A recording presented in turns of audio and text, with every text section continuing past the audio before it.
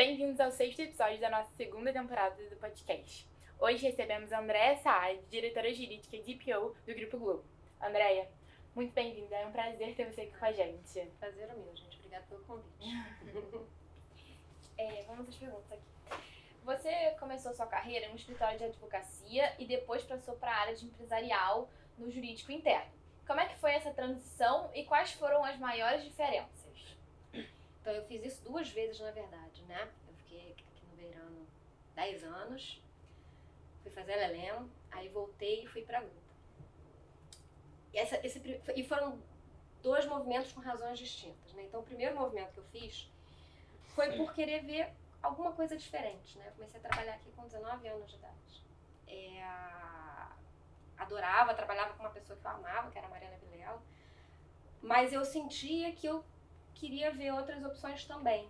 E aí surgiu essa oportunidade, eu fui fazer LLM, conheci uma pessoa que trabalhava na Globo e falou, poxa, ela sabia que eu fazia antitrust, falou, lá na Globo tem uma vaga de antitrust, você não quer testar e tal? E Rio de Janeiro a gente sabe que é um mercado mais limitado, né? Então, assim, pra mim ter essa oportunidade de trabalhar numa empresa no Rio de Janeiro, com uma vaga antitrust, eu falei, acho que é difícil não topar, né? E acabei indo, foi duríssimo, fiquei doente, caí de cama, porque eu gostava muito de trabalhar no escritório, mas foi muito legal, assim, muito diferente, de fato. Eu acho que coisas boas e ruins, né, assim, eu acho que eu tinha uma coisa de me aprofundar muito na indústria da Globo, isso é um requisito, um pré-requisito de qualquer advogado interno, né, e eu percebi muito isso lá. Você tem que entender muito do negócio, né, para você poder dar uma boa consultoria, você participar ativamente das demandas, né, e ser um parceiro dos executivos, você tem que entender do negócio. No escritório, eu acho que é uma visão diferente, você tem que atender muitos clientes de muitas indústrias diferentes, então acho que você tem que ter outras habilidades, talvez habilidades interpessoais, lidar com outras áreas do escritório, né, você se submeter à pressão, né, e seguir mesmo assim. Eu acho que são requisitos diferentes, eu senti isso. E talvez um ritmo diferente de escritório nessa minha primeira ida, mas muito pela minha posição nessa primeira ida. Eu era advogada sênior, eu tinha uma gestora acima de mim, então era um ritmo um pouco menos intenso, né? Só que aí eu fiquei 3 anos lá na Globo e a gente teve a aprovação da nova lei antitrust, que mudou completamente o sistema antitrust no Brasil. E aí eu comecei a perceber que eu queria viver o mundo antitrust dentro de um escritório de novo. Então eu voltei para o escritório. Eu fui para o Matos Filho. Fiquei 4 anos no Matos Filho. Foi muito bom para entender esse sistema com intensidade nas várias indústrias, né? Eu acho que também para você testar uma coisa que mudou completamente as bases do sistema antitrust, seria bom eu trabalhar com vários clientes e várias indústrias, foi o que eu fiz nesse movimento. Só que aí lá no Matos Filho eu tive meu filho, o Antônio, e tava ali, eu era advogada sênior no Matos Filho, uma intensidade muito grande, muita pressão. E foi nesse momento que o meu chefe da época da Globo me ligou e me chamou de volta.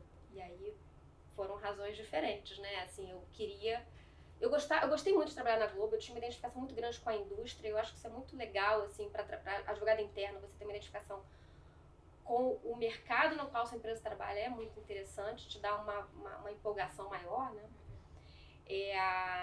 E com o Antônio eu queria ter mais previsibilidade, mais planejamento, coisa que em escritório, especialmente quando você está ali na reta final para virar sócio, não tem e não é para ter mesmo, né? É muita pressão, você tem que provar muita coisa, você tem que provar que você consegue gerir uma equipe, você tem que provar que você consegue captar cliente. E eu com o Antônio ali, eu não sabia o que eu queria fazer, eu achava que eu não queria muito aquilo naquele momento.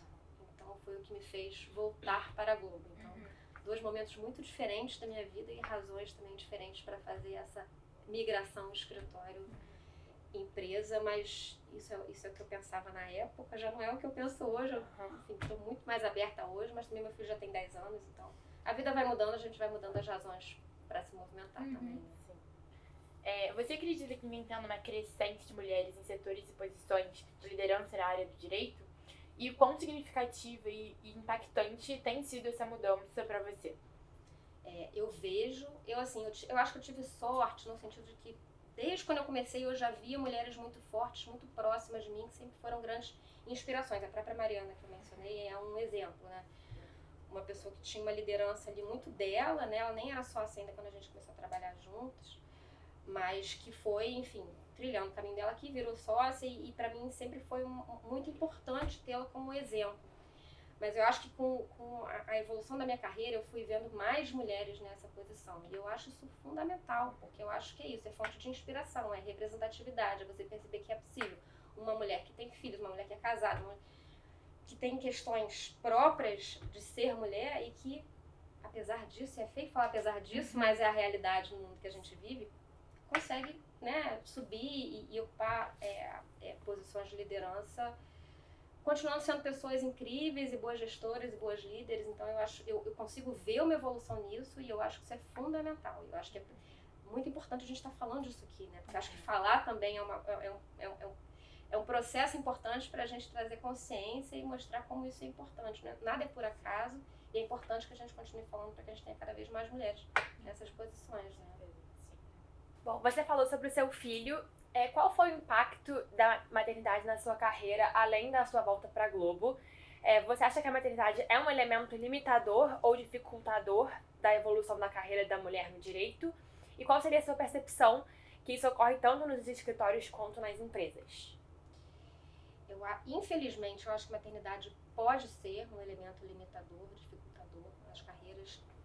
Eu acho que não foi para mim especificamente uma enorme sorte, talvez, porque o pai do Antônio, né, que era meu marido na época, hoje é ex-marido, mas sempre foi uma pessoa absolutamente presente e não tinha aquele esquema de ajudar, ele participava efetivamente, era 50-50, às vezes até ele participava mais do que eu, porque eu estava trabalhando muito, ele tinha a carreira dele, super bem sucedido e tal, mas ele conseguia dar conta de uma forma mais competente do que eu e isso nunca foi uma questão pra gente, eu sou uma mulher, ele é um homem, isso nunca trouxe diferença na questão da divisão das tarefas. Isso pra mim foi muito importante, né? Porque eu tive o Antônio em 2014 e eu já tinha o plano de ir pro Cleary Gottlieb em Washington quando eu estava no Matos Filho. E a gente manteve o plano mesmo com o Antônio. O Antônio nasceu, o Antônio fez 1 ano, a gente foi pra Washington. E ele foi junto, meu ex-marido. Como isso foi fundamental, assim, ele ter topado manter o plano, apesar da criança, e ele sabia que ele ia ficar com uma sobrecarga lá de cuidar da criança, porque quando a gente vai para Washington, eu pelo menos no período que eu fui, eu tinha que viajar muito, eu tive que voltar aqui para o Brasil, a gente, enfim, trabalhava para um banco que era credor da Samarco, e aí estourou a barragem lá em Minas, eu tive que voltar para o Brasil, não saía de Nova York, era uma loucura, eu viajava muito. E tinha que ter alguém para cuidar de uma criança que na época tinha 1 ano e pouco, né? Então ter alguém para me acompanhar nisso foi muito importante, porque essa minha ida para o Cleary foi fundamental para minha carreira. Eu acho que me trouxe oportunidades importantes. Eu acho que me criou uma casca em mim que eu até então não tinha, sabe? De aceitar pressão, de ser uma outsider e mesmo assim não quebrar e ir em frente. Foi uma coisa assim que eu acho que me levou para um outro lugar na minha carreira de ser mais forte, sabe? Eu acho que eu não era tão forte. Eu só consegui isso porque eu tinha o pai do meu filho estava disposto a estar lá. Então eu acho que essa é uma coisa que me ajudou a não deixar a vinda do Antônio ser um limitador, e o fato de eu estar na época num escritório que acolheu a minha maternidade. Eu tinha 6 meses de Matos Filho quando eu engravidei. Eu fiquei em pânico. Eu liguei pro sócio lá, que era o sócio mais velho, que era o Lauro, morrendo de vergonha. Que é um escândalo, né? Eu ter vergonha de engravidar, mas era a realidade. Eu tinha muito medo, eu estava muito feliz de estar lá, eu estava com grandes ambições e tal. E eles foram ótimos, assim. Isso nunca foi uma questão. Eu avisei que eu ia com uma criança pequena pro Cleary, e o Cleary foi uma oportunidade que apareceu dentro do Matos Filho, né? Eu fui promovida durante minha licença maternidade. Eu tive 6 meses de licença. Então, assim, foram muitas circunstâncias que eu acho que é isso. É sorte e de ter parceiros de verdade, né? Tanto o pai do Antônio quanto o escritório em que eu estava. Mas essa não é a realidade, né, gente? Assim, né? Sou amiga de muitas mulheres que foram mães em empresas que, ou enfim, passaram a dar menos trabalho para a pessoa, ou escantearam a pessoa na volta, né? Amigas que são casadas com pessoas que não são tão parceiras, e isso impacta mesmo, assim. No meu caso específico, por toda essa sorte que eu encontrei, eu acho que, na verdade, a maternidade me abriu grandes janelas na minha vida, assim. Eu sempre fui muito nerd, muito focada nas coisas, e eu acho que isso na carreira, às vezes, pode ser ruim, né? Assim, eu tinha uma dificuldade enorme de delegar, por exemplo. Eu era muito assim, certinho. A maternidade te obriga a fazer muitas coisas ao mesmo tempo, a confiar no outro para fazer as coisas e tal. Então, eu acho que para a carreira isso foi bom, né? Eu vi que a vida é maior e mais, tem mais possibilidades do que parecia quando eu era mais jovem, né? Então, pra mim foi bom, mas eu sei que eu fui muito privilegiada. E, infelizmente, isso não é verdade para todas as mulheres. Se você tivesse uma filha, qual seria o conselho que você daria pra ela se ela quisesse entrar nesse mundo jurídico por agora? Gente, estudar muito, muito, muito, que é a coisa, acho que talvez mais importante. Isso é uma coisa que a Mariana me ensinou. É muito, muito engraçado isso, né? Eu tô falando muito dela, porque eu acho que eu tô com saudade muito tempo uma vez. Mas é assim, estuda muito, porque isso ninguém tira de você. Não importa onde você esteja, isso você vai levar com você. Então, eu acho que isso é um ensinamento, assim. Então, acho que estuda muito, estude muito, faça boas relações. Isso é uma coisa que eu até falei na aula que eu dei ontem na FGV. Seja legal com as pessoas. Parece uma coisa boba, mas isso na carreira faz muita diferença, porque as pessoas vão e vêm. Você vai reencontrando pessoas ao longo do seu caminho. Então, você, por mais que você precise fazer movimento, sai de um lugar, vai para outro, faça isso com transparência, com honestidade, né? Assim, não perca os contatos. Isso é uma coisa muito importante, assim. E talvez um conselho que eu fosse dar para uma filha, e que eu acho que porque eu acho que as mulheres ainda... eu não digo pecam nisso, porque eu acho que isso é um resultado de uma socialização falha, que se coloca para jogo. Dê a sua opinião, sabe? Você foi convidado para dar uma aula, dar uma palestra, vá. A gente ainda tem, eu acho que uma coisa do perfeccionismo, né? Eu só vou falar se eu souber muito sobre aquele assunto. Eu só vou mandar o meu currículo se eu me encaixar perfeitamente na vaga. Gente, vai fazendo, entendeu? Assim, isso é muito importante. Eu acho que os homens são muito socializados para isso e a gente é o contrário. A gente é mais cuidadosa, mais perfeccionista. Eu acho que a gente perde nisso. Então, eu acho que sem deixar de estudar, mas arrisca. Eu acho que isso é uma coisa que eu falaria muito para minha hipotética filha. Como você vislumbra a evolução da questão de gênero na área do direito, considerando todos os movimentos em curso no mundo de hoje? Fiz uma evolução enorme, gente. Eu comecei a trabalhar em dezembro de 2000. Era uma realidade muito diferente, assim. E eu acho que era uma realidade muito diferente porque a gente tinha pouca informação. Então eu passei por muitas situações, assim, de machismo, de misoginia, que eu sequer entendia. Eu achava que era do jogo, né? E que a gente tinha que se adaptar. Uma coisa de ser... E assim, lógico, né? Dentro de um contexto em que eu sei que eu sou privilegiada, eu sou branca. Mas mesmo nesse contexto de privilégio, eu sofria coisas que hoje, olhando pra trás, eu falei, nossa, que absurdo. Mas na época a gente nem sabia. Então a gente também não combatia muito pela falta de informação, né? Hoje eu acho que talvez o grande antídoto contra isso e que eu vejo funcionando é a informação. Então as novas gerações, e eu trabalho muito com gente mais jovem, são muito mais conscientes, elas têm muito mais acesso aos debates, né, e às controvérsias e esses embates que existem, né, se é mimimi, se não é. Que bom que isso está existindo e vamos brigar então, mas é bom que a gente se torna mais consciente, eu acho que mais alerta quando certas coisas que antigamente eram naturalizadas acontecem, né? Então, hoje eu acho que existe uma evolução, no mínimo, por causa da consciência das pessoas, especialmente das mulheres, né? Sobre essas mini-agressões que existem no dia a dia, né? No mundo profissional, de machismo, de ser mais interrompida, de ser discriminada, de ser, né? Assim, da gente receber menos deferência nas reuniões, né? De acharem que a gente tem menos autoridade. Quando se é mulher e se é jovem, então aí isso não é nada, né? Você é estagiária. Então, eu acho que tem uma evolução muito importante aí, mas eu acho que talvez a gente tenha chegado no momento que a gente precisa trazer os homens para essa conversa. Eu acho que a gente passou muito tempo, eu estava falando disso no Estratégicas, que é esse grupo do qual eu faço parte, né? E que a Fernanda Pantoja também é uma das fundadoras, inclusive. A gente fala sobre questões femininas para mulheres. Isso é muito importante para incentivar essa conscientização, né? Mas eu acho que vai chegar no momento que a gente vai começar a pregar para convertido. A gente precisa agora trazer os homens para o debate. Porque o que eu mencionei agora há pouco, né, sobre a minha experiência com a maternidade, que só foi tão positiva, inclusive para minha carreira, porque eu tinha um marido absolutamente companheiro, né? A gente consegue que outros homens tenham a mesma postura se a gente trouxer isso para o debate, né? E mostrar, olha, como isso impacta a vida das mulheres.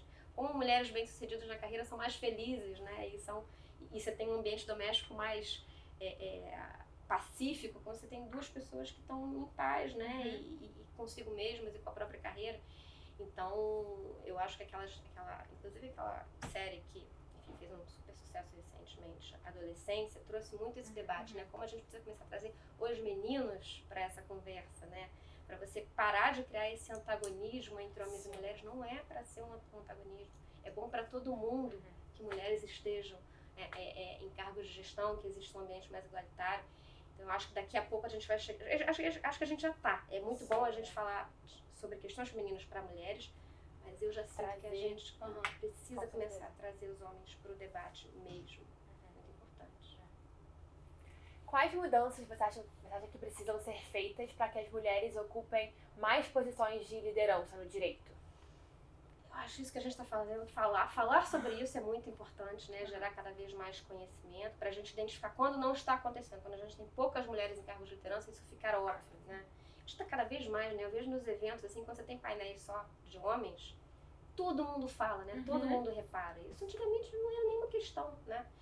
Então eu acho que a gente conversar sobre o assunto é muito importante. Eu acho que é muito menos comum hoje em dia ter painéis só de homens, né? Muito menos, com certeza. Vira assunto, né? É um mico pro organizador, não dá pra ser, né?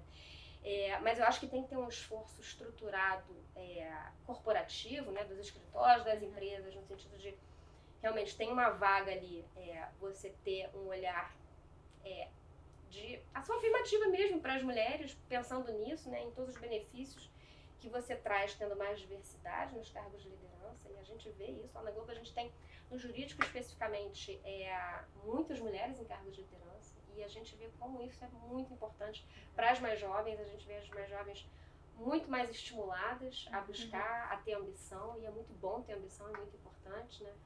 Então eu acho que tem um esforço no nível CPF pessoal das pessoas buscarem mais informações, mas acho que tem um esforço no nível pessoa jurídica também das empresas seguirem o esforço de fazer com que isso aconteça de fato, né? E com que as vagas sejam também preenchidas por mulheres, né? Eu acho que isso é importante. Bom, muito obrigada, Andréia, pela participação e pelos valorosos conselhos. Esse foi o nosso episódio de hoje. Muito obrigada e até o próximo.